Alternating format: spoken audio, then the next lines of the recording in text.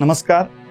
आपण शास्त्रींच्या मधुर वाणीतून ज्ञानेश्वरी भाव कथेला भरभरून प्रतिसाद दिला आहे. या ज्ञानेश्वरी प्रचार महायज्ञात कुटुंब व मित्र परिवारासह सहभागी होऊन ज्ञानेश्वरीचा आशीर्वाद घ्यावा. या अतिरिक्त वाचनाची आवड असेल तर डॉक्टर न्यायाचार्य नामदेव महाराज शास्त्रींची पुस्तके पेपरबॅक व ईबुक फॉर्मॅटमध्ये उपलब्ध असून त्याची लिंक माझ्या डाव्या बाजूला स्क्रीनवर दिलेली आहे. अधिक माहितीसाठी व्हिडिओचे डिस्क्रिप्शन पहा. अवश्य वाचा व सुखी व्हा. धन्यवाद. भस्म उटी रुंडमाळा हाती त्रिशूळ नेत्री ज्वाळा गजचर्म व्याघ्रांबर कंठी शोभे वासुकी हार भूते वेताळे नाचती हर्षयुक्त उमापती सर्व सुखाचे आगर म्हणे नरहरी सोनार गजचर्म व्याघ्रांबर कंठी शोभे वासुकी हार विठ्ठल विठ्ठल. आपण सगळे भाग्यवान आहोत. पुरातन, ऐतिहासिक आणि संत असे तिन्ही स्थान एकत्रित आलेले हे राजा हरिश्चंद्राचं देवस्थान आहे. राजाही आहे, भगवान शंकरही आहेत, भगवान बाबाही आहेत. ह्या त्रिवेणी संगम आहे या ठिकाणी. ते स्थान कुठं आहे, प्रसिद्ध आहे का नाही, लोक येतात का नाही, हा फार गौण विषय, छोटा विषय. हा हिरा एखादा मातीमध्ये पडला म्हणजे त्याचं मोल कमी झाला असा अर्थ नाही होत. चांदी असो सोनं असो याचं मोल कमी होत नाही. एखाद्या माणसाने सोन्याला नावं ठेवलं काही फरक पडत नाही त्याचा. हिऱ्याला नावं ठेवलं मला हिरा नको आहे, काही हिऱ्याला काही फरक पडत नाही. संताला नावं ठेवल्याने तुम्ही संत नाही होत. राजाला नावं ठेवल्याने त्याची सत्ता जात नाही. लक्षात येतं. श्रीमंताला नावं ठेवल्याने तो गरीब होत नाही. हे जरी खरं असलं तरी नावं ठेवल्यामुळे तुमची लायकी कळते. अर्थ कळाला का?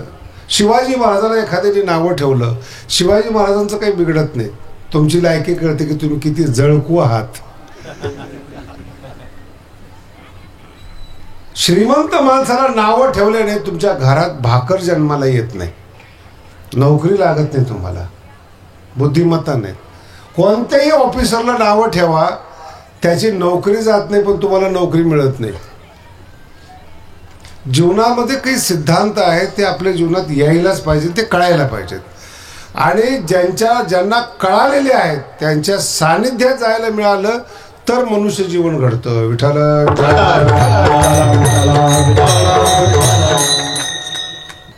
हा जो अभंग आहे तो नरहरी महाराजांचा अभंग आहे आणि जातीवाचक नावासह लिहिलेला आहे. म्हणे नरहरी कोण? सोनार आहे. जो सोन्याचा पारखी आहे, सोन्यामध्ये मिसळ केल्यानंतर सुद्धा ज्याला कळत नाही त्याचं नाव काय आहे? सोनार. त्यांनी मिसळ केली, कोणत्याही माणसाला कळत नाही. सोन्यामध्ये मिसळ करण्याची टेक्निक त्याच्याकडे आहे. किती टक्के द्यायचं, 24 द्यायचं, 22 द्यायचं, 18 द्यायचं, सांगता येत नाही. आणि तो 18% 22 म्हणू शकतो, शुद्ध असणाऱ्याला अशुद्ध म्हणू शकतो. त्याच्याकडून घेतलेलं सोनं परत ज्याला जात तरी घट करतो तो. त्याला म्हणलं अरे तुझ्याकडून घेतलंय ना, काय झालं म्हणून, मिसळ असतील देताना म्हणत नाही. ज्यावेळेस विक्री करायची असती गॅरंटी देतो, आपल्या सोन्याला दाग नाही. आणि त्याच्याकडेच तुम्ही मोडायला जा. काय असतं, दागिना बनवत असताना थोडंफार खोट टाकावी, संसार म्हणतात त्याला. खूप सरळ जर माणसं असले ना कोणी लुटतं त्याला. थोडासा तिरकेपणा त्याच्यामध्ये पाहिजे, संसार व्यवस्थित चालतो. संसारासाठी परमार्थामध्ये खूप सरळपणा पाहिजे देवासाठी, पण माणसाबरोबर वागताना थोडा तिरकापणा पाहिजे, नाही तर साधू उद्ध्वस्त होतो. आणि या दोघांची फळं वेगळी वेगळी आहेत. खूप तिरकं वागलात तुम्ही, प्रत्येक माणसाबरोबर जर तुम्ही व्यवहार केला ना तुमचा मेंदू खूप सक्रिय होतो. ठीक आहे, बुद्धिमान असता तुम्ही, जीवन जगायचं विसरून जाता. मराठी लक्षात येते. आपण सगळे बसलेलो आहोत, आपल्याला मनुष्य प्राणी म्हणतात. विठ्ठला विठ्ठला म्हणून आपण आयुष्यामध्ये जे कमवतो ना, त्या कमवण्याच्या पाठीमागं उद्देश आपल्याला कळायला पाहिजे. समजा तुम्ही पैसे कमवताय आयुष्यभर, एखादा व्यापारी आहात, कोटी 2 कोटी, लाख 2 कोटी, काही माणसाकडे 1-1 लाख कोटी असतात, सगळं ठीक आहे. पण भगवंतानी दिलेलं जे शरीर आहे ना, त्याचा एक क्षण तुम्ही वाढवू शकत नाही. एक क्षण तुम्ही वाढवू शकत नाही. 1 लाख कोटी आहेत म्हणून 101 वर्ष आयुष्य होत नाही. 80व्या वर्षी लग्न करता येत नाही, ते 1 लाख कोटी आहे म्हणून. शरीराची मर्यादा भगवंताने घालून दिलेली आहे, आणि ती शरीराची मर्यादा कशी आहे हे भगवान शंकर सांगतात. भगवान शंकराचं चरित्र या अभंगामधून आलेलं आहे. अंगावर भस्म आहेत, रुंड माळा, म्हणजे जुन्या काळामध्ये जे मेलेले राजे लोक होते ना, फुलाची माळ नाही घातली शंकराने. जे मेलेले पृथ्वीचे राजे होते, ज्यांना सत्तेचा माज होता, ते मेल्यानंतर त्यांच्या मुंडकेची माळ तयार केली आणि गळ्यात घातली शंकराने. त्यांना विचारले, हे कशा करता? ह्या डोक्याला जर कधी त्रास झाला तर ह्यानी इकडं बघायचं.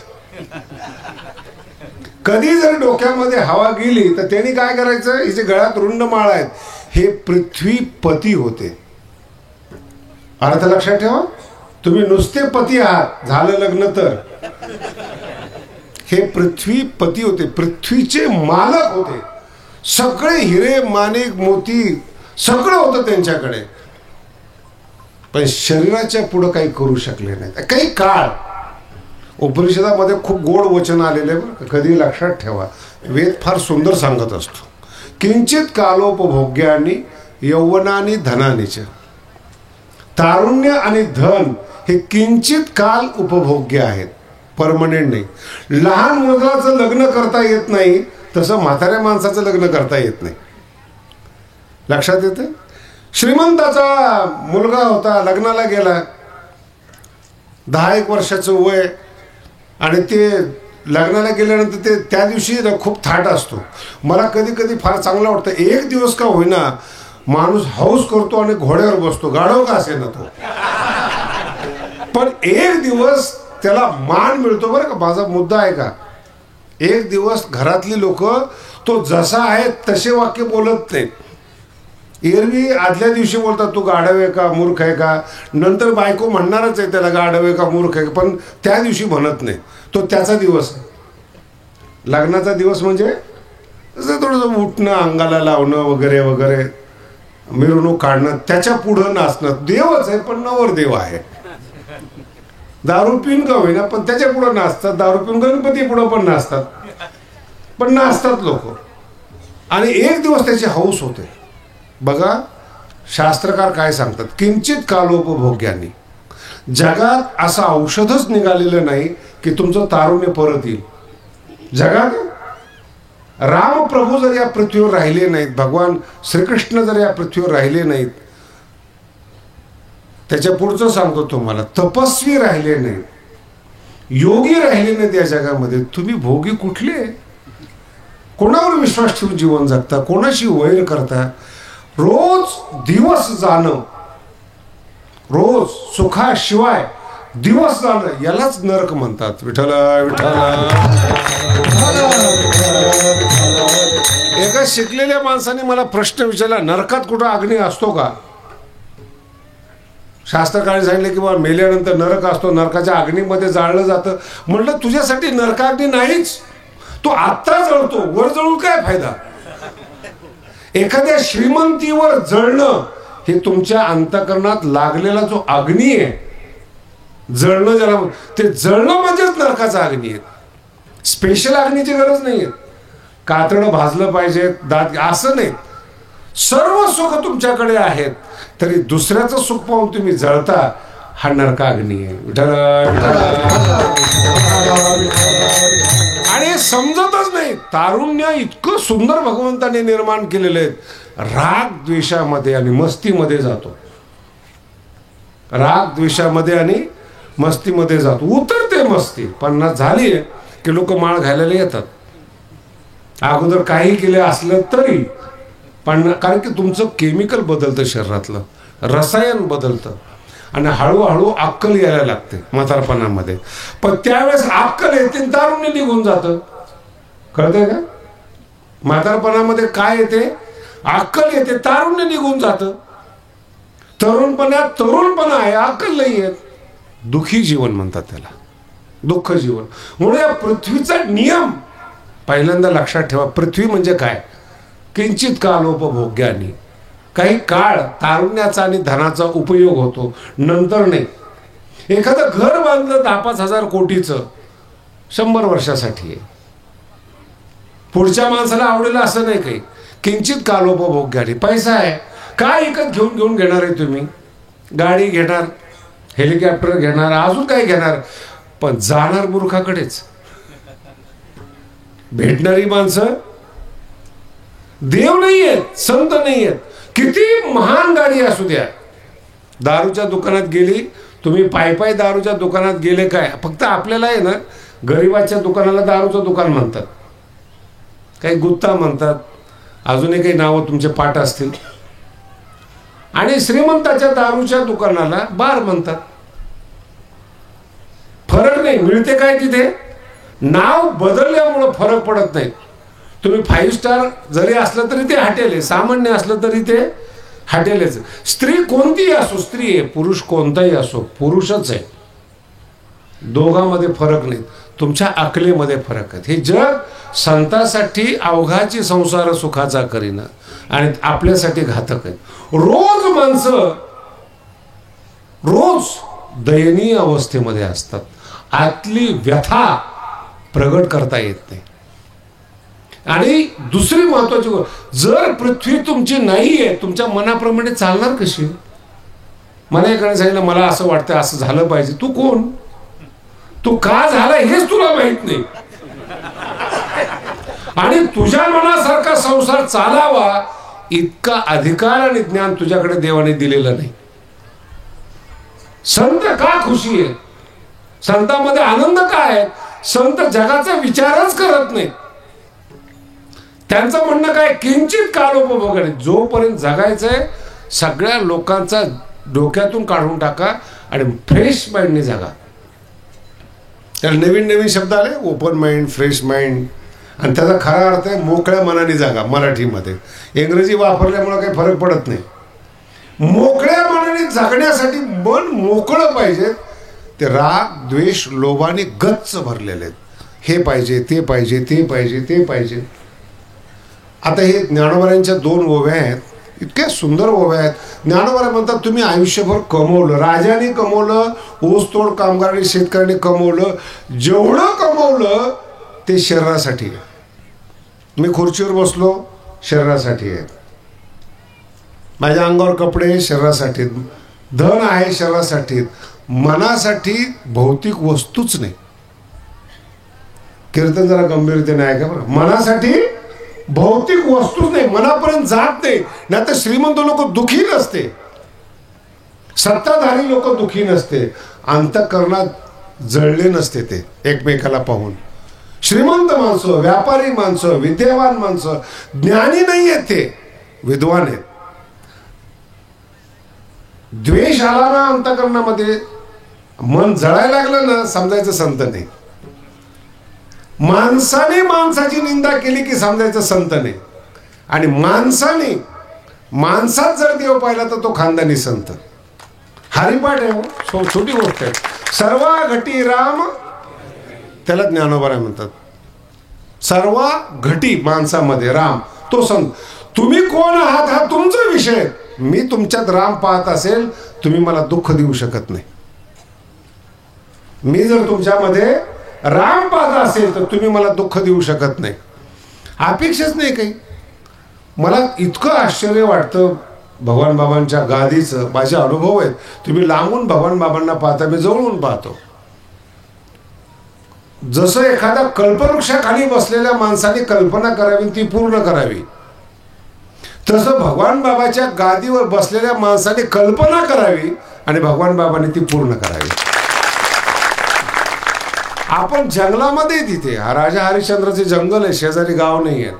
किती माणसं बसलेत बागावर, तुम्ही कोणी निमंत्रण दिलेलं नाही, काही नाही, काही नाही. एवढेच माणसं जर एखाद्या राजकारणी माणसाला नको ते ऐकण्यासाठी बोलवायचं असेल तर किती पैसा लागेल, किती गाड्या सोडाव्या लागतील, त्याच्याबरोबर काय काय खायला. आणि या भागात तर बीड जिल्ह्याचं भाग्य बरं का इतकं सुंदर आहे ना, जसं आषाढी आल्यानंतर वारकरी खुश होतात, तसं निवडणुका आल्यानंतर कार्यकर्ते खुश होतात. महिनाभर त्यांच्या घरात त्यांच्या बायकोशी मुलाची भेट होत नाही. माझा अर्थ, तुमचं आयुष्य सुखी नाहीये, व्यसनी आहे. विठ्ठला विठ्ठला. परकीय किती दिवस खाणार तुम्ही, किती वेळ खाणार दुसऱ्याचं. अच्छा, तुम्ही कमवलेलं सुद्धा किंचित कालोपभोग्याने, काही काळापुरतं आहे. एकदा 60 ओलांडले तुमचे ना, रोग न बोलवता तुमच्या शरीरामध्ये येतात. न बोलवता किती व्यायाम करा, केस पिकतातच. किती काय करा, दात जाणारच तुमचे, डोळ्याने कमी दिसणारच. आणि भगवंतावर केस करता येत नाही, कोर्टच नाही त्याला, निर्णय त्याचा आहे आणि भोगावं आपल्याला लागतं. पण साधू संतांची जी प्रसन्नता आहे, या जगाचा स्वभाव कळाल्यामुळं प्रसन्न आहे, मिळाल्यामुळं नाही. हा चोर आहे असं जर कळलं ना, मग त्याच्याबरोबर राहण्यात मजा येते. विठ्ठला विठ्ठला. ज्ञानोबांच्या काळामध्ये चोराची एक जात होती, त्याला सौ चोर असा शब्द ज्ञानोबांनी ज्ञानेश्वरीत वापरलेला आहे. काय सौ चोर म्हणजे साव चोर, म्हणजे जो बाहेरून दिसत नाही पण चोर आहे. अर्थ कळाला का? बाहेरून असे बरेच चोर आहेत, देशासाठी लोकांसाठी गावा बाहेरून कळत. त्यांचं बोलणं संतापेक्षा पुढं, आमच्यापेक्षा चांगले प्रवचन करू शकतात ते. वागणं नाही, साव चोर म्हणतात. ज्ञानोबांचा शब्द आहे हा, 700 वर्ष. साव चोर, दिसायला संत असायला खटीक, लुटणार असतो. मग पूर्वी काय होतं, जसं आता आपण व्यापार करतो, मुंबईची वस्तू इथे येते, इथली वस्तू मुंबईला जाते, ट्रान्सपोर्ट व्यापार ज्याला म्हणतो आपण, तसं पूर्वी सुद्धा व्यापारी लोकांना फिरावं लागायचं. हिरे माणिक मोती, राजाकडे जायचं, या शहरातून त्या शहरात जायचं. पण वाहन नव्हतं त्या काळामध्ये, ज्ञानोबांच्या काळात. मग जाताना कसे जायचे, ते बैलगाडीतून प्रवास करत ग्रुपने जात होते. त्यांच्यामध्ये सौचोर शिरायचा, ज्ञानोबा सांगतात सौचोर शिरायचा. आणि मग एखादं जंगल लागलं, एकांत लागला की तो मारून टाकायचा आणि त्याची संपत्ती लुटायचा. एका व्यापाऱ्याच्या लक्षात आलं की हा सौचोर आपल्या मागे लागलेला आहे. मग आता ते बरोबर चालतो, गप्पा गोष्टी त्याच्या मनासारखं बोलतो आणि नकार देतच नाही. त्याच्या लक्षात आलं की हा चोर आहे.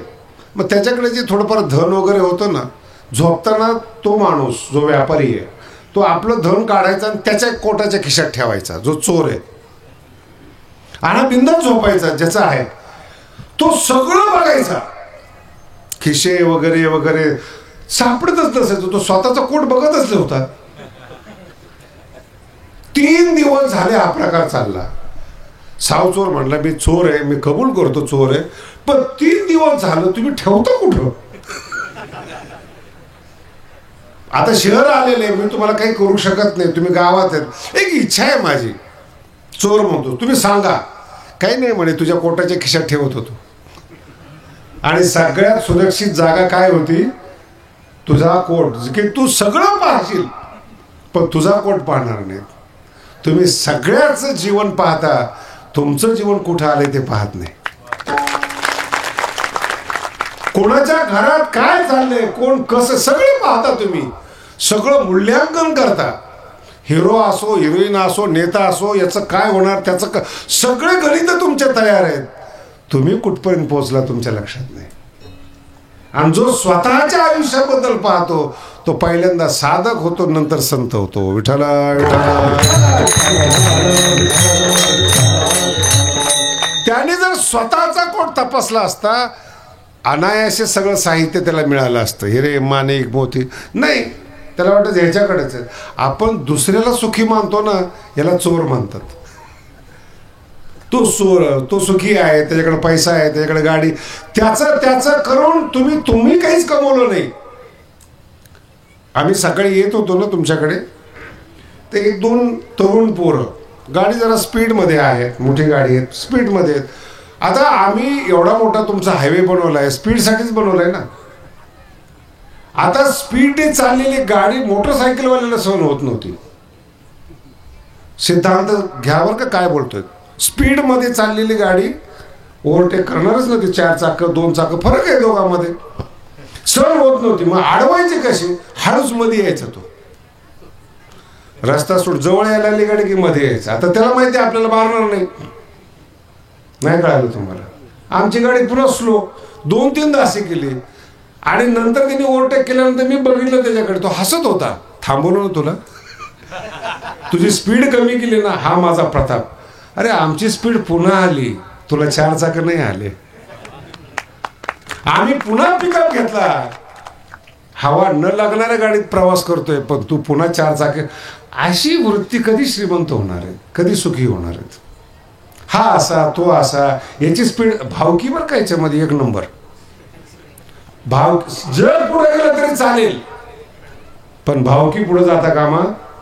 म्हणून मोठ्या मोठ्या राजकारणी लोकांच्या घरात त्याची ग्रामपंचायत येत नाही. आमदारकीला येतील, खासदारकीला येतील, पण गावातली भावकी ना तिथं. आणि ही शास्त्र किती सुंदर आहे ते सांगतात, काय मस्त आहे ते. आपण ज्या लोकात जन्माला येतो, जे लोक आपले सहकारी असतात तेच खरे शत्रू असतात, हे मरेपर्यंत कळत नाही. विठाला विठाला. आणि तुकोबरायला महाराष्ट्रातून कुठूनच त्रास झाला नाही, पुण्यातून नाही, कुठून नाही, देहूतून त्रास झाला. सगळ्या जगाने तुकोबरायचे मंदिर बांधले, गाथा वाचला, गाथा पाठ केला लोकांनी. माझा मुद्दा लक्षात ठेवा, काय त्रास झाला तो संतांना जिथं जन्माला आले त्या भावकीतून. राजा असो, विद्वान असो, सगळीकडे मान आहे, गावात त्याला मान मिळत नाही. आणि उत्तर फार छान देतात. मी एका म्हाताऱ्या मुलावर, तुमच्या गावातला मोठा शास्त्रज्ञ हाफ चड्डीवर फिरत होता.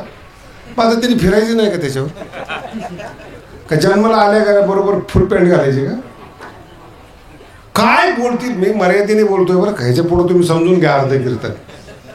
काय अपमान करायचा असले तर अशी शब्द शोधतो. तो ना टाळकरी होता, आता कीर्तनकार झालाय, पण झालाय ना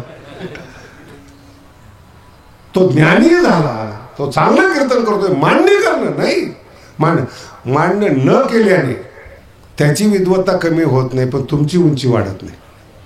किती नकार हो, किती नकार आहे आपल्या आयुष्यामध्ये. सकाळपासून संध्याकाळपर्यंत तुम्ही तुमच्या एक दिवशी वही घ्या आणि तुमचा हिशेब करा की तुम्ही किती लोकांचा द्वेष करता.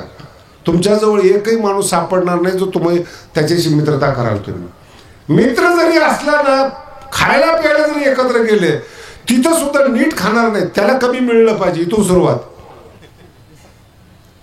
त्याच्यापेक्षा मी जास्त खाल्लं पाहिजे, ही जी चढाओढीची वृत्ती नाही चुकीची. आणि हिला एक मर्यादा येते, ती शरीराला येते.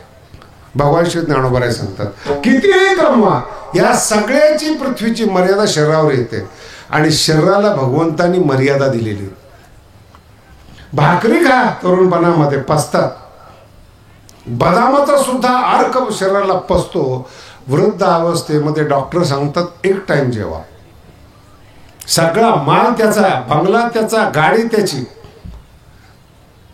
पण खाता येत, शुगर वाढते, बीपी वाढतो.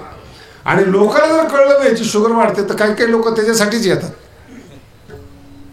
तुमचं काही खरं नाही का, रिपोर्ट फार खराब आलेले आहेत. जे खरे डॉक्टर लोक आहेत ना, ते फार सज्जन आहेत. कॅन्सर जरी झाला तरी सांगतात आपण याच्यावर इलाज करू. ज्याला कळलं ना त्याच्या जवळच्या माणसाला, तुला कळलं नाही काय झालं, तुला नाही कॅन्सर आहे, जास्त दिवस. हा डॉक्टर नाही इलाज कर. बरं, ज्याला कळालेला आहे तो सांगत नाही, ज्याला फक्त बातमी लागली तो फायदा घेतो त्याचा. दुसऱ्याच्या दुःखात आनंद घेणारा माणूस मूर्ख असतो. विठाला. पुन्हा सांगतो, दुसऱ्याच्या दुःखात आनंद मानणं ही नीच वृत्ती आहे. यालाच नरकीय जीवन म्हणतात. जग आनंदी आहे, आपल्याला आनंद मिळतो. आईकडे बघा, पोरगं हसलं ना आईला भूक लागत नाही. आईचं सुख दुःख मुलावर आहे. मुलगा प्रसन्न असला तिच्या गुणानुवाद करण्यामध्ये दिवस जातो. त्याच्या हसणारा चेहरा तिच्या डोळ्यापुढे फिरतो. मुलगा रडायला लागला, मुलगा आजारी पडला, आईचा चेहरा आजारी दिसतो.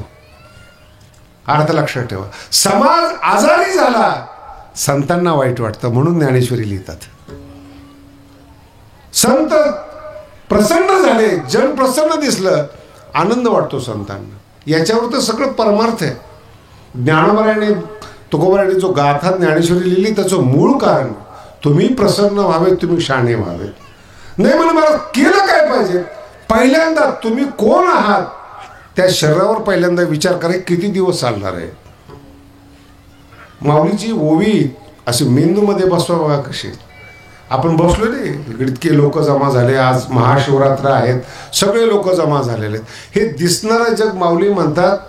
माऊलीची जी ओवी ना, आता एक नवीन संशोधन आहे बऱ्याच दिवसापासून. आपण सेकंदच माहिती आहे आपल्याला, 60 सेकंदाचा 1 मिनिट. पण आता नवीन संशोधन आहे, एका सेकंदाचे 10. एका सेकंदाचे सुद्धा तिने पाठ किती केले? 10. आणि ते का केले? ती माशी जरा बसली ना आपल्या अंगावर, तिच्याकडे माऊली निरीक्षण करून पाहतात. एका सेकंदामध्ये 10 वेळा पंख फाकते. ती पंख स्वच्छ करते ना माशी. एका सेकंदामध्ये 10 वेळा, एका सेकंदामध्ये 10 वेळा ती आपली पंख साफ करते. ज्ञानोबा म्हणतात 10 वेळा करते ना, ती 1 वेळा करत असेल ना, मासी पाख पाखडी तव हे सरे. ज्ञानोबा म्हणतात श्रीमंत लोक जेव्हा मरतात ना, किती चांगलं जग सोडून जातात. तुम्हाला काही वाटत नाही, तुम्हाला लवकर न्यायचं असतं मोकळं होण्यासाठी. पण जो गेलाय त्याच्या वेदना तुम्ही पहा. हे दिसणारं जग, ज्याच्याकडे गाड्या आहेत, हेलिकॉप्टर आहेत, सत्ता आहेत, मोर वाटतं त्यांना.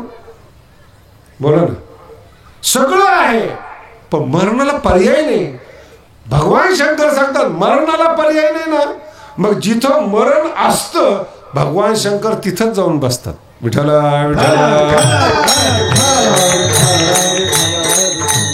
आणि तिथं बसल्यानंतर भगवान शंकरा इतका देखना कोणी नाही बरं का पृथ्वीवर. समुद्र मंथन तुम्ही ऐकलं असेल, त्याच्यामध्ये लक्ष्मीनी फक्त दोघाला स्वीकार केलं होतं, शंकराला आणि विष्णूला. हे दोघच लक्ष्मीला चांगले वाटले होते, भगवान शंकर. आणि मग शंकराचा का स्वीकार केला नाही? अंगावरचे कपडे चांगले नाहीत. काय होतं अंगावर? गज चर्म व्याघ्रांबर कंठी शोभे वासुकी वृंदमाळा अतिकृष्ण नेत्री ज्वाळा भस्मवृत्ती वृंदमाळा अतिकृष्ण नेत्री ज्वाळा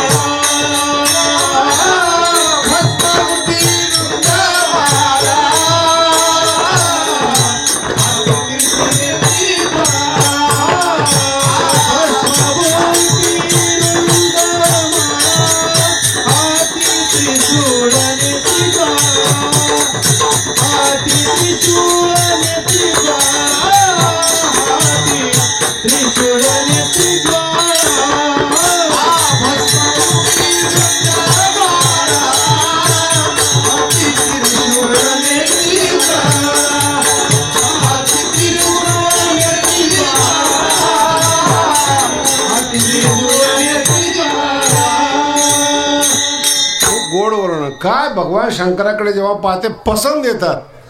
पण अंगावर मेलेल्या माणसाचं भस्म आहे. अंगावर मेलेल्या, ज्याला आपण अशुद्ध समजतो, राखेला हात लावला तर लोक जाऊन आंघोळ करतात, ते भस्म भगवान शंकर अंगाला लावत होते. भस्म उटी. आणि आता सांगितलं मी तुम्हाला, रुंड माळा. जेवढे राजे लोक मेले, जेवढे मोठे मोठे ब्रेन होते, डोकं होते, त्याची माळा गळ्यामध्ये घातली. किती चांगली दिसते होती. जुन्या काळामध्ये रस्त्यावर गारुडी खेळ दाखवायचे, माणसाची कवटी अशी ठेवायचे आणि ओरडून म्हणजे हे आम्ही बोलेगी. कवटी अभि बोलेगी. लोकांना खरंच वाटायचं जुन्या काळातले लोक, त्याला वाटतं आता बोलेल मग बोलेल. कवटी बोलत कवटी वाला बोलतो. कवटी बोलत नाही. कवटी आता विज्ञान काय सांगतं, नाही शरीर पंचमहाभूताचे जॉईंट आहेत, ठीक आहे ना. मेलेला माणूस म्हणजे काय काय कमी होतं त्यातलं, फक्त तो श्वास घेत नाही, घेणारा गेला. अर्थ कळाला? घेणारा. विज्ञानाला हे संशोधन करतायत कोण आहे, पण तो सापडत नाही. पण मेलेलं शरीर जसंच तसं आहे. तरुण मुलगा जर मेला हार्ट अटॅकने, काही फरक नाही त्याच्यामध्ये, डोळे तसेच, केस काळे, सगळं शरीर पैलवानासारखं आहे. मग गेला कोण? शरीर तर समोर आहे. कवटीमध्ये असणारा गेला. मग कवटीमध्ये असणारा विचार काय करतो, ह्या कवटीने त्रास दिला ना, ज्यांनी ज्यांनी राज्य केलं या जगावर, शंकराने सगळ्याला एकत्रित केलं आणि गळ्यामध्ये घातलं. रुंड माळा, अपवित्र वस्तू. शब्दाकडे लक्ष द्या. माणसाचा भस्म अपवित्र आहे, रुंड माळा कवट्या अपवित्र आहेत. हाती त्रिशूळ आणि राग. त्रिशूळ, नेत्री ज्वाळा म्हणजे आगीसारखे डोळे. एखाद्या माणसाकडे जर पाहिलं ना, ते विनाकारण आपल्याकडे रागाने पाहतं. राग हा अग्नी, क्रोध आहे अग्नी डोळ्यामध्ये. कोण पसंत करणार त्यांना? शरीर चांगलं आहे पण चांगलं वागत नाही. गजचर्म, कपडा नाही आहेत, हत्तीचं कातडं. व्याघ्रांबर, बसायला गादी नाही, मेलेल्या वाघाचं कातडं. गजचर्म व्याघ्र आणि कंठी शोभे. यातली कोणती वस्तू चांगली? साप पाहिलं तर झोप येत नाही त्या घरामध्ये, आणि तो गळ्यामध्ये साप. आणि सापाचं एक नाव आहे बरं का, साप जिवंत मारतो चावल्यानंतर. सापाला काळाचं प्रतीक मानतात शास्त्रामध्ये. तो संकेत आहे बरं. भगवान शंकराच्या ज्या वस्तू आहेत त्या संकेतात्मक आहेत. सर्प म्हणजे काळ, ज्याच्या ताब्यात आहे ते शंकर. विठ्ठला विठ्ठला. अजून थोडस पुढचं सांगतो टप्पा लक्षात येईल. ही एक बाजू झाली. आता लक्ष्मीनी पसंत केलं ना भगवान शंकराला, नसेल वरण केलं, पसंत आले. याचा अर्थ असा नाहीये की लक्ष्मीने पसंत नाही केलं म्हणून कोणी मिळालं नाही.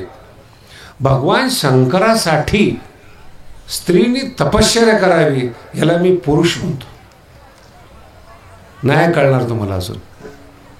स्त्रीच्या मागे लागणं वेगळं आणि स्त्रीने तुम्ही मिळावे म्हणून प्रार्थना करणं वेगळं. ते खानदानी पुरुषाचं जीवन आहे. ते कॉलेजची मुलं तरुण आहेत, ताकदवान आहेत. कॉलेजमध्ये मागे काय लागता तुम्ही? तुम्ही पुरुषार्थ करा, जग तुमच्या मागे लागेल, सत्ता तुमच्या मागे लागेल, मुली तुमच्या मागे लागतील.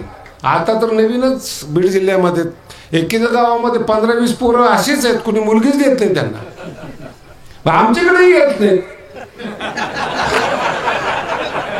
आम्ही कीर्तनकार केले असते ना, तिकडून वायाला गेले तर आम्ही दुरुस्त करू, गाढवाचे घोडे आम्ही करू. इकडेही येत नाही, तिकडेही येत नाही. आशा विठ्ठला विठ्ठला. मागे लागू नका, शास्त्रकार सांगतात, मागे नका लागू. पार्वतीनं शंकरासाठी तपस्या, आणि पार्वती हिमालय पुत्री आहे, राजाची मुलगी आहे ती. ऊसतोड कामगार किंवा हे नाही आहेत की मोठा आहे, नाही, राजाची मुलगी आहे. अस्तित्वरस्याम दिशिदेवतात्मा हिमालयो नाम नगाधिराज वर्णन केलेले कुमार संभव मध्ये. कोण आहे? राजाची मुलगी, हिमालयाची मुलगी. जिथल्या वल्लीनं लक्ष्मण जिवंत होतो ते राज्य त्याची मुलगी येते. आणि ती भगवान शंकरासाठी तपश्चर्या करावी, याला जीवन म्हणतात बरं का. तरुण पोरांनो हे लक्षात ठेवा. मागे नका लागू. इतके मोठे व्हा, सगळे तुमच्या मागे लागले पाहिजेत. ते जीवन आहे ते. आणि छोटी गोष्ट आहे, याच भागातले, या बीड जिल्ह्यातले हजारो गरीब पोरं UPC MPC झालेले आहेत. श्रीमंत लोक त्यांच्या मागे लागतात, आमची पोरगी करा म्हणून. आणि आपण मागे लागून पोरगी नकार देते तुम्हाला. याच्यापेक्षा काय अपमान आहे? काहीच नाही तुमच्याकडे. माझा मुद्दा लक्षात ठेवा. बुद्धी नाही, ब्रेन काही नाही तुमच्याकडे. अशा राजा एवढी विठ्ठल विठ्ठल. 10-15 दिवसापूर्वी एक माणूस आला होता. त्या माणसाला मी जवळ करतो, अतिशय जळणारा माणूस आहे. मी तासभर त्याच्याबरोबर गप्पा मारतो. ते अग्नी कसा असतो, तो माणूस कसं बोलतो हे मला कळायला पाहिजे ना. हे लोक नाही आले ते कीर्तन होत नाही आमचं. मग तो आला ना, तो 2-3 महिन्याचा साठवून येतो. बातमीदार जसा असतो ना, सगळ्या बातम्या घेऊन येतो. असे आमच्याकडे असतात बरं का वाईट माणसं, असं काय टेन्शन घेऊ नका. ते असतात म्हणून वाईट माणसं जवळ येत नाही ना आमच्याकडे. नाही तर तुमचा 7-12 आम्हाला सांगणार कोण. मग आल्यानंतर मी त्याच्यावर निरीक्षण करतो. त्याची मानसिक स्थिती काय आहे, त्याची मेंदूची स्थिती काय आहे, त्याची शारीरिक स्थिती काय आहे. तो खाताना सुद्धा पूर्ण आहे का, अन्न खाताना सुद्धा प्रसन्नतेने खात नाही. अन्न हे पूर्ण ब्रह्म आहे. जेवताना त्या अन्नावर आपण जीवन जगतो. त्या अन्नामुळं आपण आहोत. त्या अन्नाला सन्मान द्या, आनंदाने त्याला आपल्या शरीरामध्ये त्याला प्रवेश द्या. आत गेल्यानंतर आनंद तुम्हाला देईल. तो रागाने जर अन्न खाल्लं, आत जाऊन तुमचा क्रोध वाढवेल. आनंदाने अन्न खा, तुमच्या शरीरात गेल्यानंतर तुम्हाला ते अन्न आनंद देईल. म्हणून तुम्ही अनुभव घेऊन बा इथून पुढं. जेवताना सुद्धा लोक कसे जेवतात, कीर्तनात सांगत नाही मी, तुमच्या डोळ्यापुढे सगळे चित्र येतील. संत जेवतच नाही ना तुमच्या घरात. हेच लोक कसे जेवतात, ते कसे पाहतात. जेवताना त्यांचे डोळे कसे, त्याची शरीराची काय, देहबोली काय, त्याची बॉडी लँग्वेज ज्याला म्हणतो आपण, प्रसन्न नाहीच. आणि तासभर बोलल्यानंतर मग मला एकडे सांगितलं, महाराज भविष्यवाणी लिहून घ्या. मला म्हणतात बरं का, भविष्यवाणी लिहून घ्या. का 4 महिन्यात खलास तो माणूस. हे जीवन आपलं. हा खलास, तो खलास, तो खाली, तो वर. कोण येत आपण, आपला अधिकार काय, काय करतोय आपण आपल्या जीवनामध्ये, कोणाची तुलना करतोय. आपण रसातळाला आहोत. तुम्हाला उंच करा. आपुली आपण संसार बंधन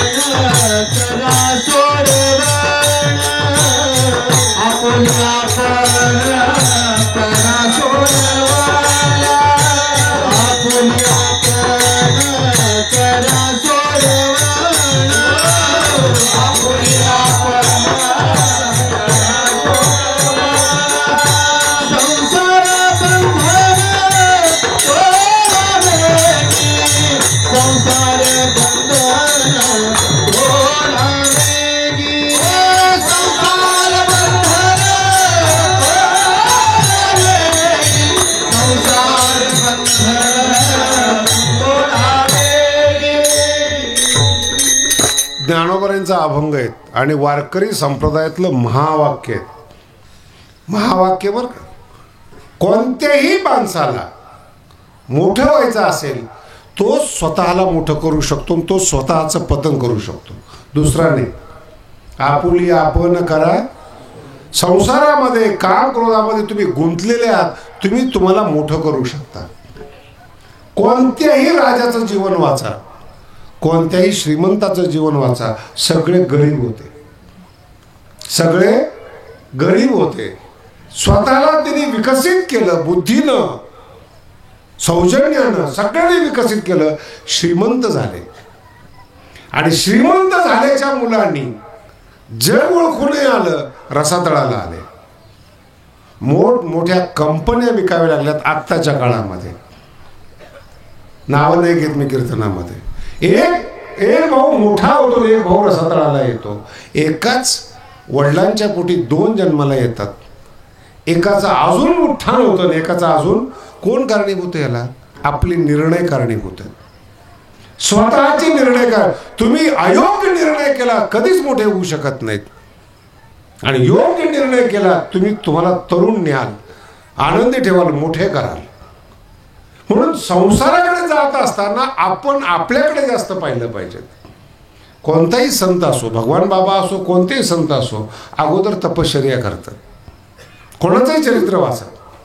भगवान बाबा अंबेजोगाईच्या डोंगरामध्ये 6-6 महिने फक्त एक तांब्यात दूध ठेवून साधना करत होते. नारायणगडावर असताना त्यांचा इतिहास आहे. दसऱ्याच्या दिवशी गुरुमंत्र दिला जातो भगवानगडावर आजही. जो माणी बाबाकडून गुरुमंत्र मिळाला भगवान बाबांना, तो मंत्र सिद्ध करण्यासाठी आंबेजोगाईच्या डोंगरात 6-6 महिने एकटे राहत होते आणि त्या मंत्राची साधना करत होते. आणि लोमटे परिवार आहेत आंबेजोगाईमध्ये. त्यांनी एका ठराविक ठिकाणी दुधाचा तांब्या ठेवायचा, निघून यायचं. दुसऱ्या दिवशी दुसरा ठेवायचा आणि मोकळा झालेला घेऊन यायचा.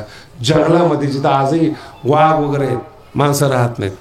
संत पण येणं एवढं सोपं नाही. आणि 6-6 महिने भगवान बाबा जर गुफेमध्ये राहून मंत्र सिद्ध करत असेल, कशाला त्यांची बरोबरी करायची? नाही कळालं. बाबासारखे कुंडल कोट, आमच्याकडे बरेच महाराज येतात. बाबासारखा फेटा आला का नाही? फेटा आला पण डोकं नाही आला. कोट घातला पण शरीर पवित्र नाही. विठ्ठला विठ्ठला. नक्कल करू शकता तुम्ही, पण ते ओरिजिनल पण कसं आणणार? 6 महिने स्वतःला जंगलात ठेवणं, याला म्हणतात आपुली आपण करा. कोणताही UPC करणारा मनुष्य असू द्या, MPC करणारा कोणताही मनुष्य असू द्या, हे ते लांबचं झालं. तुम्ही तुमच्या गावामध्ये त्याची दुकान आहेत ना, किराणा दुकान, हॉटेल वगैरे, त्यांच्या मालकांचा अभ्यास करा. किती वाजता दुकान उघडतात आणि किती वाजता बंद करतात. सकाळी 7ला दुकान उघडतात, रात्री 10 वाजेपर्यंत दुकानातच असतात. काय श्रीमंत होणार नाही? तुमचं उठलं 10 वाजता, झोपणं रात्री 2 वाजता, शरीर खराब केलं तुम्ही. झालं काही नाही. जोपर्यंत शरीर तरुण आहे तोपर्यंत शरीराने साथ दिली. तुम्ही तुमच्या सवयीनं आणि व्यसनाने तुमच्या शरीराला उद्ध्वस्त केलं. भगवान शंकर सांगतात, मेंदूकडे लक्ष द्या, आपल्या विचाराकडे आपण लक्ष द्या. आपल्या विचारावर आपलं नियंत्रण आलं पाहिजे, तर आपलं कल्याण होतं. पुन्हा एकदा सांगतो तुम्हाला, अभंगाचा अर्थ लक्षात येईल एकदम 2 शब्दामध्ये. जगात श्रीमंत असणं वेगळं, बुद्धिमान असणं वेगळं. लक्षात येते? श्रीमंत वंश परंपरेनं श्रीमंती मिळते, बुद्धिमत्ता नाही मिळत. तुकोबारायच्या पोरांनी अभंग केले असते ना. मग किती छोटी गोष्ट आहे. ज्या तुकोबारायांचा गाथा आहे त्यांची मुलं नाही कविता करू शकत, नाही अभंग लिहू शकत. आणि हे तुकोबारायांनी लिहून ठेवलेले आहेत. माझ्यानंतर माझ्या मुलांना संत म्हणू नका. संतांचे ते आत नव्हती संत. किती कठोरता आहे तुकोबारायांची, किती ताकद आहे तुकोबारायांची. स्वतःचा उद्धार स्वतः. संतांचं रक्त संत होऊ शकत नाही, बाकीच्या तो सोडून द्या तुम्ही. का? कठोर तपश्चर्या करत नाहीत, मोठे होत म्हणून प्रति झाले. विवेकानंद पुन्हा झाले नाहीत, शिवाजी महाराज पुन्हा झाले नाहीत, भगवान बाबा पुन्हा झाले नाहीत. होत नाही तेवढं कष्ट घेत नाही आपण. विठ्ठला विठ्ठला. आणि ती विचारसरणी नसते, तो निर्णय नसतो, निर्णय ठाम नसतो. म्हणून पार्वती तपश्चर्या करते भगवान शंकरासाठी अशा वेशामध्ये. अंगावर अपवित्र वस्तू आहेत, भस्म आहेत, तरी देखील प्राप्त करण्याची इच्छा करते. अजून अर्थ कळला नाही बरं का तुम्हाला? अहो, बाहेरची वेशभूषा कशी असू द्या, आतला ब्रेन, आतला मेंदू श्रीमंत आहे हो. म्हणून उदार माणसाबरोबर जीवन जगणं आणि चिक्कू असून श्रीमंताबरोबर जीवन जगणं फार फरक आहे याच्यामध्ये. भगवानगडावर या, भाजीची सुद्धा आठवण आली पाहिजे. उदारता वेगळी हो, उदारता किती. काय मला एक सांगा, महाराज श्रीमंत आहे का? मंत्री श्रीमंत नाहीत का? आमदार श्रीमंत? कोणाच्या घरात अन्नक्षेत्र चालू आहे? ज्यांच्या जीवावर निवडून येतात त्या पब्लिकला कधी अन्नदान दिले त्यांनी? खात असतील तो भाग सोडून द्या. माझा टीका करणं हा उद्देश नाही. निरीक्षण करणं हा उद्देश आहे. मग संतच का जीव घालतात? स्वतः आनंदी असतात, आनंदाचं वितरण करतात, तुमचंच घेतात आणि तुम्हाला देतात. ज्ञानोबांचे काय ओवी आहेत. सूर्याला अर्घ देणारे जे असतात ना, गंगेचंच पाणी गंगेत टाकतात, फक्त नाव सूर्याचं घेतात. गंगेचे उदक गंगे जैसे, काय शब्द ज्ञानोबांचे.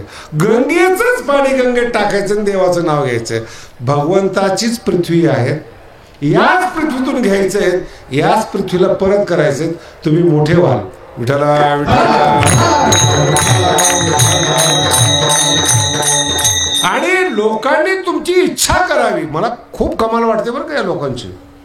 बाबा जाऊनही एवढे मोठे मोठे आकडे होणं हे काही साधी गोष्ट नाही.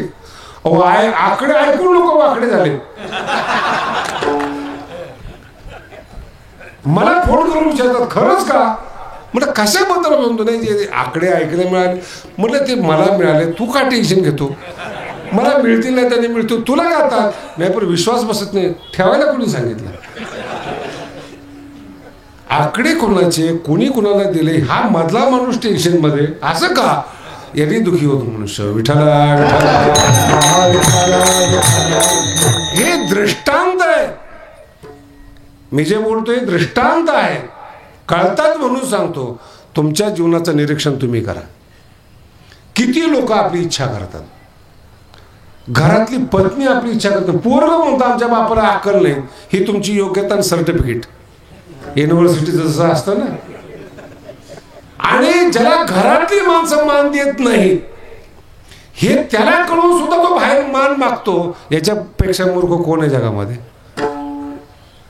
घर सुखी नाहीये, घरातली माणसं. मी विचार नाही करत घरातली तुला बायको नीट बोलत नाही, कळत नाही हो त्यांना. अरे तू कळला म्हणूनच ते बोलतात. मराठी कळली का? तू त्यांना व्यवस्थित कळाला म्हणून ते सांगतात तू मूर्ख आहेस. ज्यांना कळला नाही ते तुला मोठे मानतात. जेव्हा त्यांना कळेल ना तेव्हा चपलीजवळ उभं नाही करणार. गोड अभंग भगवान श्रीकृष्ण शंकरासाठी. शरीर कसं आहे पार्वती हे पाहत नाहीत, कल्पतरू आहेत हे पाहते. अहो त्याग करणं आणि न मिळणं याच्यातलं अंतर म्हणजे भगवान शंकर आहेत. माऊलींनी भगवान शंकराला राजा मानलेले बरं का. माझे मुद्दे लक्षात. शंकर राहत असतील स्मशानामध्ये, पण ज्ञानोबांच्या ओव्या फार सुंदर आहेत. येण्याची क्षेत्राभिमाने राज्य तेजिले ईशाने. भगवान शंकराचं वर्णन आहे ज्ञानेश्वरीमध्ये. हे शरीर त्रास देतं, भटकायला लावतं, आकारानं अपेक्षा करायला लावतं. म्हणून कैलासाचं राज्य होतं शंकराचं. पण शरीर धोका देतं, त्रास देतं, राज्य सोडून दिलं. ज्ञानोबा सांगतात येण्याची क्षेत्राभिमाने राज्य तेजिले ईशाने. राज्य सोडून दिलं आणि या शरीराच्या मोहामध्ये गुंती शब्द लक्षात ठेवा. गुंती जाणवणी. हे गुंतवणार आहे हे कळालं, स्मशाने वास केला. त्याचं नाव शंकर आहे. स्मशाने वास. शरीर फसवतं, धोका देतं, ऐन टायमाला धोका देतं. मग शेवटी नेणारच कुठे? तू स्मशानामध्ये. मीच जाऊन बसतो तिथं. आणि जेव्हा तुम्ही स्मशानात राहता तुम्हाला कशाचीच भीती वाटत नाही. लक्षात आलं? काहीच नसतं ना ज्यावेळेस, त्यावेळेस माणूस निर्भय असतो. कोणत्याच गोष्टीचा लोभ नसावा, त्याच्यासारखा सुखी माणूस नाही. विठ्ठला विठ्ठला. या अभंगामध्ये एक सुंदरता आहे बरं काय. दरवर्षी थोडं थोडं सांगेल मी. खूप सुंदरता आहे. एकांतात जरी माणूस गेला ना तरी माणूस माणसाशी बोलल्याशिवाय मजा नाही येत. मी बऱ्याच वेळा असं पाहिलेलं आहे, बुद्धिमान माणसं मूर्खाला जवळ करतात. मी विचारलं का बोलणारं कुणीतरी पाहिजे ना. मग बुद्धिमानला काय नाही. बुद्धिमानाला जर कळलं तर पहिला आपल्याला सुरुंग लावतो तो. म्हणून मूर्ख जवळ जेवढे कार्यकर्ते असतात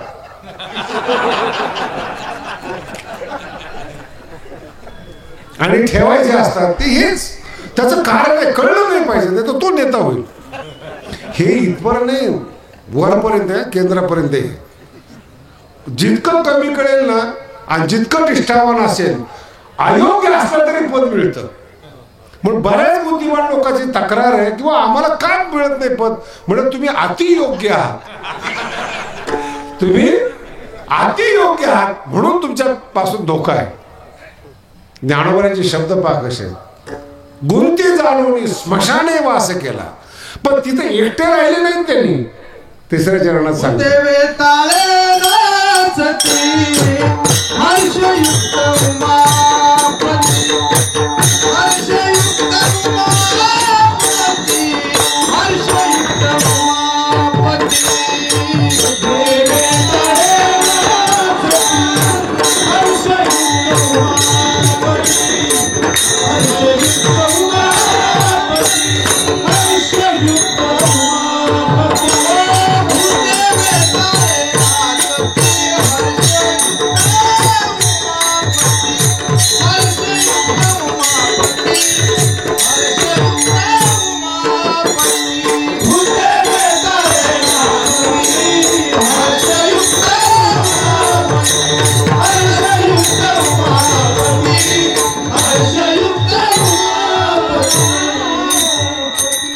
अभंग फार गोड आहे. एकांतात गेले भूते वेताळे नाचते. भूते वेताळे म्हणजे मेल्यानंतरची योनी. जसं कुत्रं मांजर वगैरे असतं ना, त्याला शरीर नसतं पण जीव असतो. म्हणजे महाराज विज्ञान भूताला मानत नाही, ते कशालाच मानत, तो विषय सोडून द्या. आणि जी चर्चा करतात ना ते वैज्ञानिक पण नसतात, नास्तिक असतात. वैज्ञानिक होणं म्हणजे खूप मोठी गोष्ट आहे. बरं, गीता सांगत असताना भगवान श्रीकृष्ण सांगतात, अगोदर मी तुला विज्ञान सांगतो, नंतर ज्ञान सांगतो. म्हणजे विज्ञानाच्या नंतर ज्ञान आहे. तुझं ज्ञान सांगेन सहज विज्ञानेच, अगोदर विज्ञान सांगतो आणि नंतर ज्ञान सांगतो. ज्ञानम विज्ञान सहितम या ज्ञात्वा अशुभात मोक्षसे. अशुभ अशा संसारापासून, दुःखापासून मुक्त, पण विज्ञान सहितम. म्हणून आताची जे बालिश वैज्ञानिक आहे त्यांचं सोडून द्या. भगवान श्रीकृष्ण वैज्ञानिक, त्यांची वैज्ञानिकता वेगळी, अर्जुनाची वैज्ञानिक, जो भारताचा युवराज आहे, राजा आहे, वैज्ञानिक आहे, त्याची वैज्ञानिकता वेगळी.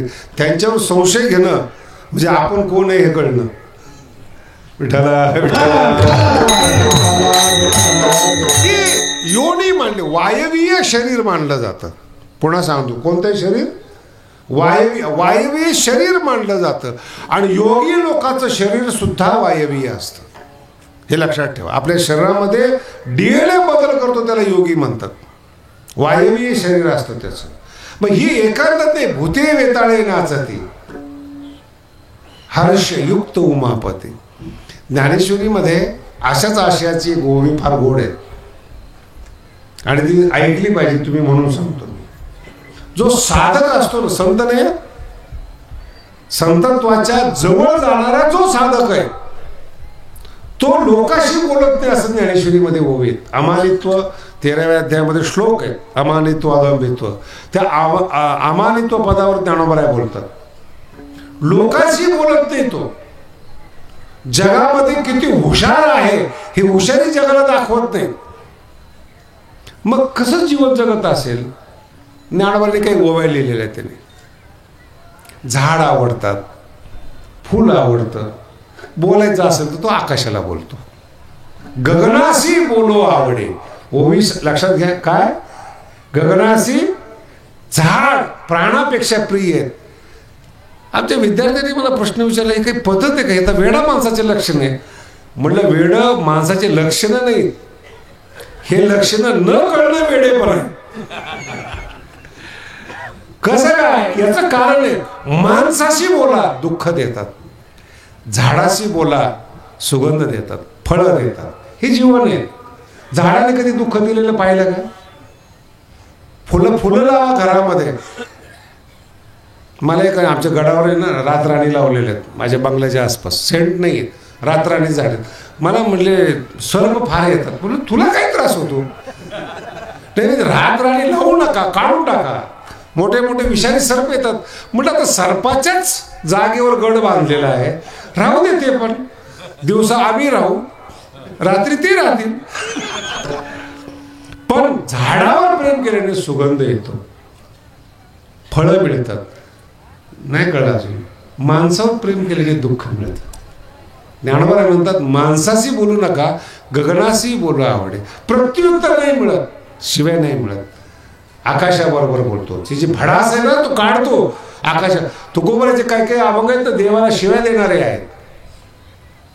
याचा अर्थ देवावर प्रेम नाही असं नाही, देवावर प्रेम आहे म्हणून शिव्या आहेत.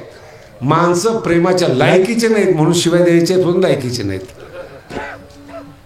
शिव्या कोणाला देतो मनुष्य? आई कोणावर खवळणार? आपल्या मुलावर प्रेम करते म्हणून. विठ्ठला विठ्ठला. मागे एक दृष्टांत सांगितला होता, पुन्हा सांगतो तुम्हाला. कीर्तनकार मित्र कीर्तनात सफल झाला नाही म्हणून गावचा सरपंच झाला. सरपंच झाला पण ती माझी मित्रता असल्यामुळे मी त्याच्याकडे कीर्तनाला जायचो. जुनी दोस्ती. ग्रामपंचायतीची निवडणूक आली त्या दिवशी मी कीर्तनाला गेलो. आता 10-12 वर्ष मी त्या गावात कीर्तन करत असल्यामुळं मला बऱ्याचशा घरांच्या ओळखी झाल्या होत्या. कसे घर आहेत, कोण आहे, काय आहेत. पण ज्यावेळेस मी कीर्तनाला गेलो ते ग्रामपंचायतीची निवडणूक होती आणि अति नालायक माणसाला त्यांनी तिकीट दिलं होतं. जो गावात नीट वागत नाही, खाण्यापिण्यात, दृष्टीवर सगळ्या चुका त्याच्या, त्याला तिकीट दिलं. आणि देणारा कोण आहे? वारकरी, कीर्तनकार, आमचा मित्र. मला ते सहनच झालं नाही. मला अरे असं कसं काय करतो तू? पॅनल तयार केलेला आहे, जरा सज्जन माणसाला तिकीट दे ना. म्हणे शास्त्रीजी तुम्हाला कळालं असतं ना तर तुम्ही सरपंच झाले असते. तुम्ही कीर्तनच करा, हे आमच्यातले गावगुंडी कळणार नाही तुम्हाला. म्हणे तुम्ही कधीतरी कीर्तनाला येता आणि तुम्ही सांगता याला तिकीट काय दिलं म्हणून. मी इथेच राहतोय, यांच्यातच राहतोय. कोणाला तिकीट दिलं पाहिजे हे मला जास्त माहिती आहे. अभंग तुम्हाला माहिती आहे आणि गाव मला माहिती. अरे मला सांगता खरं काय आहे. तो विरोधी होता पण पैसेवाला आहे. पहिला टप्पा काय? विरोधी आहे पण पैसेवाला आहे. आणि आमचा पॅनलचा खर्च कोणी करत नाही म्हणून त्याला सांगितलं. आणि तो इतका हरामखोर होता, कोणाच्याच पाया पडत नव्हता. आता पैसे देऊन पाया पडतो. गावगुंडी कळते का? किती विचित्रता आहे. पैसे देऊन पुन्हा पाया, आणि सगळा पॅनलचा खर्च तोच करतो. अरे पण तो निवडून येणार नाही ना. नाही आला तर आपल्या काय बापात जाते. त्याच्यावर कुठं पॅनल राहिलेला आहे. त्याला त्याच्या गुणाने निवडून येणार नाही, मत मिळणार नाही. आमचं पॅनलचं करायला होतं ना. गगनाशी बोलो आवडे.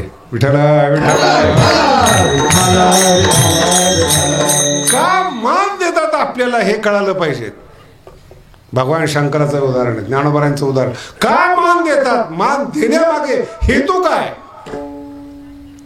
तो माणूस आपल्या जीवनाचं कल्याण करतो. म्हणून हे संत 3 ठिकाणी मान देतात. फुलाला मान देतात, झाडाला मान देतात आणि आकाशाबरोबर देवाबरोबर बोलतात. शिव्या द्यायचं असलं तरी देवाला द्या, देव काही म्हणणार नाही. प्रेम करायचं असेल तर देवावर करा, देव रागवणार नाही. पण माणसावर प्रेम करा, 10 वेळा जीव घाला. एकदा कमी पडलं की लगेच शिव्या. गडावर एक माणूस जरा उशिरा आला जेवायला, काल संपलं. आता गड येतो, संपलं तर संपलं. त्याची तक्रार घेऊन लगेच माझ्याकडे, महाराज असं कसं काय? म्हटलं काय झालं? म्हणजे कालवून संपलेले. त्याला सांगितलं कालवून देतो, मला 1 तास लागेल. म्हणजे तक्रार का करतो तू? नाही नाही असं कसं? बरं काय हॉटेल नाही तर नाही. माझ्या मनात आलं काय आमचं बरं, तू प्रेशर काय देतो आम्हाला? आम्ही दान देतोय, तुम्ही दान घेताय, जबरदस्ती नाही करताय. कळलं तुम्हाला? हॉटेल नाही, प्रसाद आहे. इथल्या व्यवस्थेप्रमाणे तो घ्या. मिळत नाही म्हणून तक्रार करू नका. विठ्ठला विठ्ठला. जीवन देवाचा प्रसाद आहे. जसं तो ठेवतो, जशी बुद्धी देतो तसं जगा. सर्व सुखले आलो, सर्व अलंकार, आनंदे निर्भर. तक्रार केली देवाची, देव ऐकणार नाही, पण देवाची शिक्षा कळणार नाही. देव ऐकत नाही, काही बदल नाही. कितीही विज्ञान पुढे जाऊ द्या, पंचमहाभूत आहे. कोणत्याही विज्ञानाला 6वं भूत निर्माण करता आलेलं कमजोरी आहे ती. पृथ्वी तेज वायू हे भूत आहेत. नवीन भूत तयार करून दाखवा बरं तुम्ही. जे भगवंताने निर्माण केलेलं आहे, पुन्हा ऐका, विज्ञान म्हणजे काय, जे भगवंताने निर्माण केलेले आहेत त्याची तडजोड आहे, त्याचं मिलन म्हणजे विज्ञान आहे. कशात काय मिसळायचं, काय कशाला जोडायचं, त्याचं नाव विज्ञान आहे. निर्मिती नाही विज्ञान म्हणजे. निर्मिती करणारा तोच आहे परमात्मा. विठ्ठल. दुसरा टप्पा जो महत्वाचा आहे, अरे राहू दे रे, ऐक, विठ्ठला विठ्ठला. दुसरा टप्पा, भगवान बाबा सारखं ऐश्वर्य संपन्न व्यक्तिमत्व कोणतंच नव्हतं त्या काळामध्ये. म्हणजे टायर असायचे ना, गडावर आला तर तुम्ही पहा, बाबाच्या टायरची गाडी पाहायला यायची लोक. एवढे ॲडव्हान्स होते बाबा त्या काळामध्ये, कल्पना होती त्यांची. पण जवळ 10-12 आंधळे आणि 2-4 मूर्ख. हे मी भगवान बाबांची गोष्ट सांगतो, त्या अजूनपर्यंत मी सांभाळलेले आहेत. बाबांनी सांभाळले म्हटलं तर मला काय करता येईल.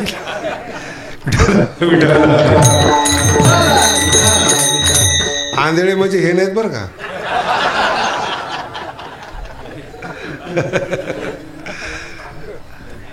भगवान बाबांचे हे जे मी ओवी सांगतो तुम्हाला, गगनाशी बोलो आवडे किंवा स्मशानामध्ये वास केला, त्याच्याशी सलग नाही.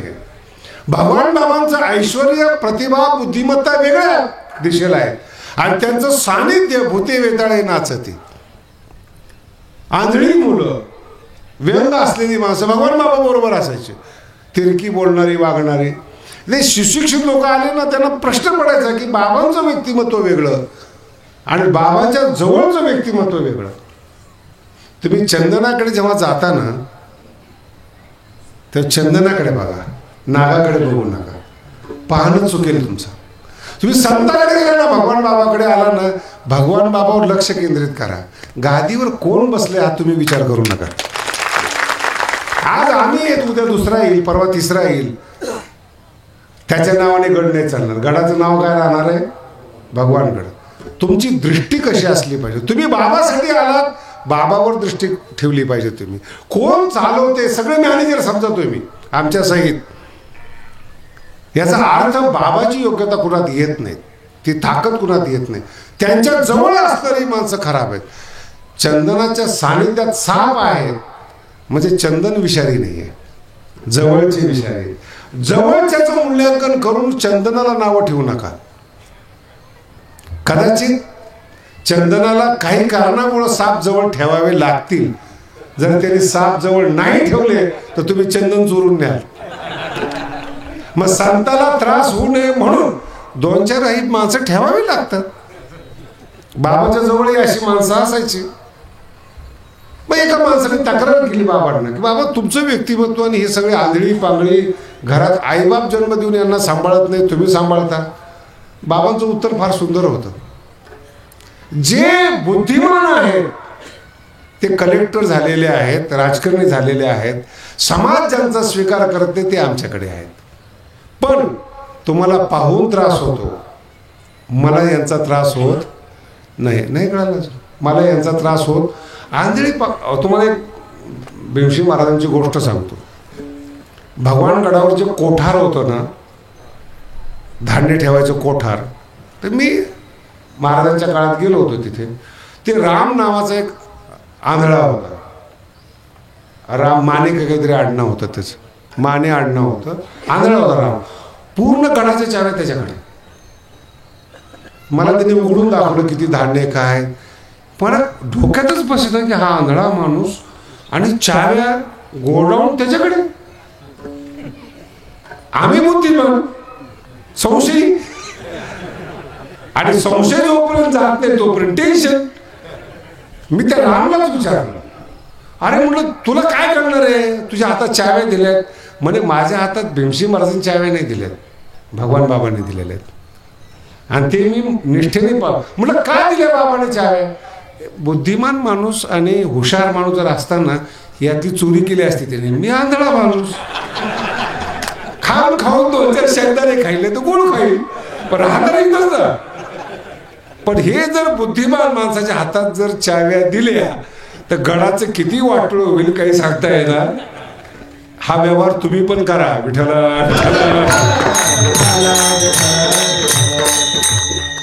म्हणजे जिथं आपल्याला शंका येते की आंधळ्याच्या हातात कोठार, आपल्याला कारणच कळत नाही त्याचं. बाबाच्या जवळ वेडी माणसं आहेत, आंधळी माणसं आहेत, पण चोरणारी माणसं नाहीत. आज देशाकडे तुम्ही बघा, चोरणारी देशद्रोही माणसं आहेत, म्हणून देश श्रीमंत होत नाही. हे केवळ आपलं दुर्भाग्य नाहीये. जेवढं आपण शेतकऱ्यांनी थोडंच लुटलेले जगाला. जे भ्रष्टाचार 10,000 कोटीचा होतो, हे कोटी तर शेतकऱ्यांनी ऐकलेले पण नाहीत. हे बुद्धिमान आहेत का नाहीत? 5,000 कोटीचा भ्रष्टाचार, 1,00,000 कोटीचा भ्रष्टाचार, हे काही शेतकऱ्यांनी केलाय का? ज्यांना आपण बुद्धिमान समजतो त्यांनी देशाला बर्बाद केलंय. आपण तर टॅक्स भरतोय, आपण तर देशात राहून देशाला सजवतोय. स्वाभिमान आहे आपल्याला, म्हणून बुद्धिमान माणसापासून सावध राहा, जे स्वार्थी आहेत. आणि यांच्यापासून मुक्ती मिळावी म्हणूनच भूते वेताळे शंकराच्या संगतीतले लोक सांगतो, बाबाच्या संगतीतले लोक सांगितले, फार बुद्धिमान असेल तर तुमच्या जवळ राहून तुम्हाला लुटायचा प्रयत्न करेल. सामान्य असेल आणि जर त्याला तुम्ही 2 रुपये दिले ना जास्त रोजंदारीला, आमचा मालक चांगला आहे म्हणेल. पोराला सगळी संपत्ती द्या, बापाला अक्कल नाही म्हणतो. फरक लक्षात ठेवा काय, दोन्ही माणसंच आहे, कोणाच्या तरी पोटी जन्माला आलेली आहेत. म्हणून सानिध्य त्याच्यावर 90% सुख आहे. भगवान गडावर 100 मुलं आहेत, तुम्हाला तुमचं मुलगा सांभाळणं होत नाही आणि सगळे 12वी नंतरचे आहेत. तुम्ही बघा उभं राहिलेलं सगळे गाणं फिरणं वाजवणं डिपेंड नाही कुणावर. भगवानगड पुत्रवती भगवानगड आहे. 100 मुलं आहेत, सगळ्या समाजाची मुलं, सगळे कीर्तनकार आहेत. आज नाही उद्या यांच्याशिवाय महाराष्ट्राला पर्याय नाही. ज्ञानेश्वरी सांगतात, रोज ज्ञानेश्वरी सांगितली जाते आपल्या हरिश्चंद्र संस्थानावर. काय वय त्यांचं बघा ना तुम्ही, पण वय बघू नका, ज्ञानेश्वरीशी जोडले ते बघा. तुमची मुलं बघा बाळाला जोडलेली आहेत, गुटखा खातात, दात नाही तरुणपणामध्ये, चष्मा आहे त्यांना, पण संतांच्या सानिध्यात मुलं आल्यावर चमकतात, तुमच्या चमका निघतात. अनुभव घेऊन पहा. का? दुरुस्तीचा मार्ग आहे तो, संतांचं सानिध्य आहे, ते सुधारतातच. नाही महाराज एखादा पोरगा लईच डायबिटीस असलं तर राहतच नाही आमच्याकडे. तो भगवानकडे शिस्त आहे ना, अर्थ कळाला का? शिस्त आहे. त्याचे साच्यात नाही बसला की निघून जातो. आणि जो गडा संता जवळून गेला तो बापाला नीट ठेवत नाही. तो आई वडिलाला त्रास. माझा अर्थ लक्षात ठेवा काय, सानिध्य, कोणाच्या संपर्कात आहात, शरीरावर किती विश्वास ठेवला पाहिजे. शरीरावर सोनं घाला 10 किलोचं, 80 वर्षाचा मनुष्य तरुण होत नाही. 10 कोटीचे हिरे घाला हातामध्ये, हिऱ्याचा हार घाला, म्हातारी झालेली स्त्री तरुण होत नाही. हा नियम आहे. आणि जर तुम्ही याचा त्याग केला, सुख आपोआप तुमच्याकडे राहायला येतं. शेवटच्या चरणात सर्व सुखाचे आगर, सर्व सुखाचे आगर, सर्व सुखाचे आगर, सर्व सुखाचे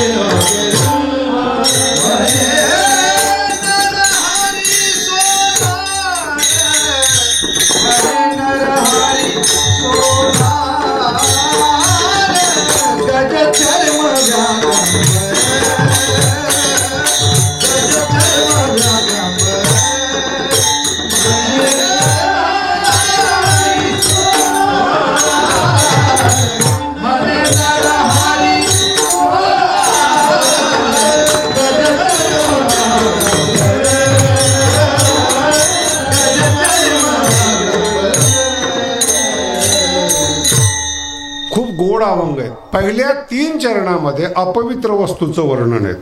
भस्मउटी, रुंडमाळा, गजचर्म, व्याघ्रांबर, भूते वेताळे, एवढ्या अपवित्र वस्तूमध्ये सुद्धा भगवान शंकर सुखाचे आगर आहेत. सर्व सुख शब्दाचा अर्थ अनेक प्रकारचं सुख नाही बरं का. सर्व शब्दाचा अर्थ आहे ब्रह्मसुख, समाधी सुख.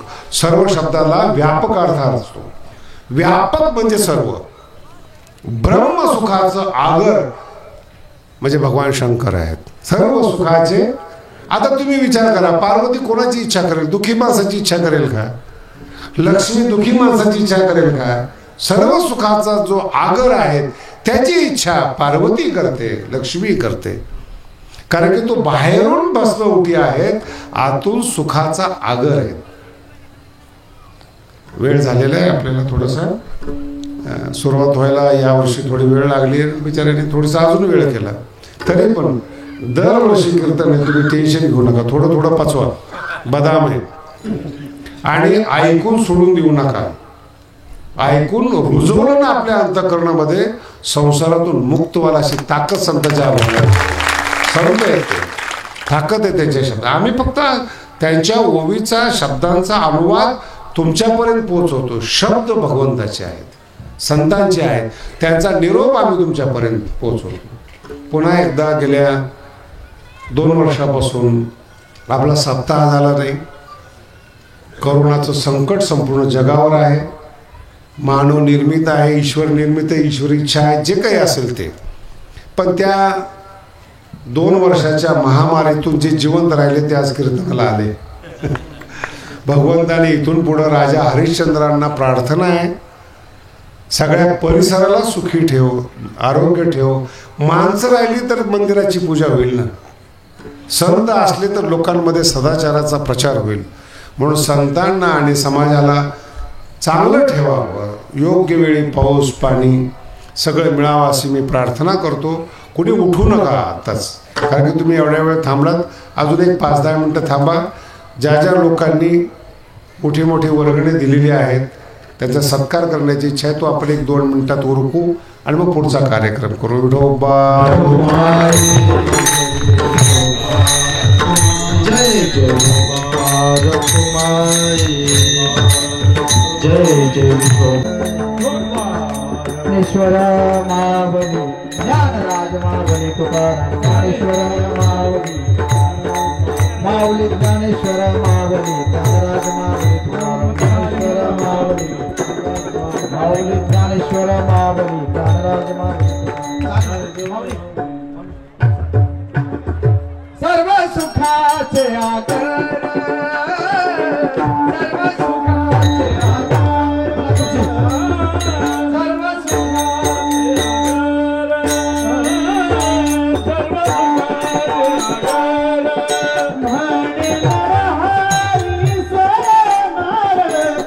म्हणे नरहरी सोनार म्हणे नरहरी सोनार जग